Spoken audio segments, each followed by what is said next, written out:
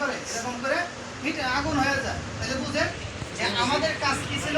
আমাদের কাজ ছিল তাদেরকে ইসলাম ধর্ম যখন বিধর্মীরা গ্রহণ করতেছিল, অনেক দুর্বল লোক ছিল তখনকার যুগে, তৎকালীন যুগে হিন্দুদেরকে মুসলমানদের এই রাষ্ট্র কোষাগার থেকে, মানে ফান্ড থেকে, রাষ্ট্র কোষাগার থেকে তাদেরকে ধর্ম গ্রহণ করার জন্য উৎসাহ করার জন্য টাকা দেওয়া কি ছিল?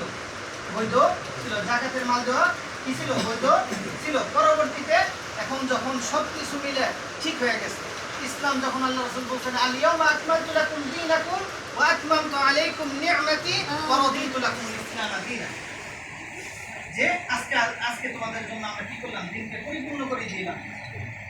আর আল্লাহ তাআলা আমার যে নিয়ামত ছিল, আল্লাহ তাআলা আমার প্রতি সেগুলো কি পরিপূর্ণ হয়ে গেছে। আর তোমরা ধর্ম হিসেবে কি কাকে পেলে? ইসলামকে। ধর্ম হিসেবে কাকে? ইসলাম। কাকে পাইছি? ধর্ম হিসেবে ইসলাম।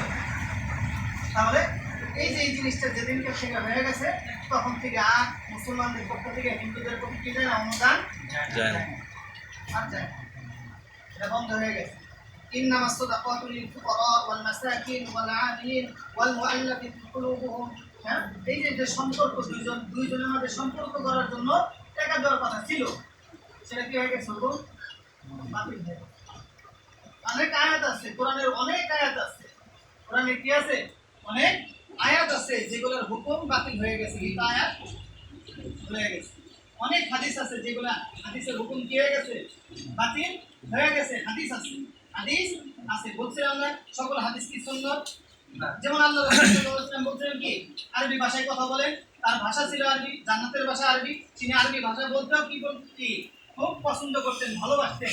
তাহলে সেই হিসেবে আমাদের আরবি ভাষায় কথা বলা সুন্নাত ছিল না? হ্যাঁ, কিন্তু হাদিসের কথা, কিন্তু সুন্নাত আরবি ভাষায় কথা বলা না, কি না? সুন্নাত না।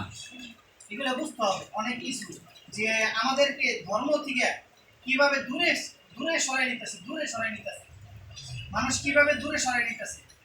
বর্তমান অবস্থা কি বলি? আপনি রাষ্ট্র পরিচালনা কাকে ভোট দিবেন? আলোচনার বিষয় আজকে, যেহেতু গত সপ্তাহে করছিলাম ওইটা, পূজা নিয়ে ধারাবাহিকভাবে আলোচনা করতে চাইছিলাম, আজকে ওইটা নিয়ে একটা পরিপূর্ণতা আনতে চাইছিলাম, কিন্তু বর্তমানে ওইটা ছাড়া এখন আলোচনা কিছুই নেই।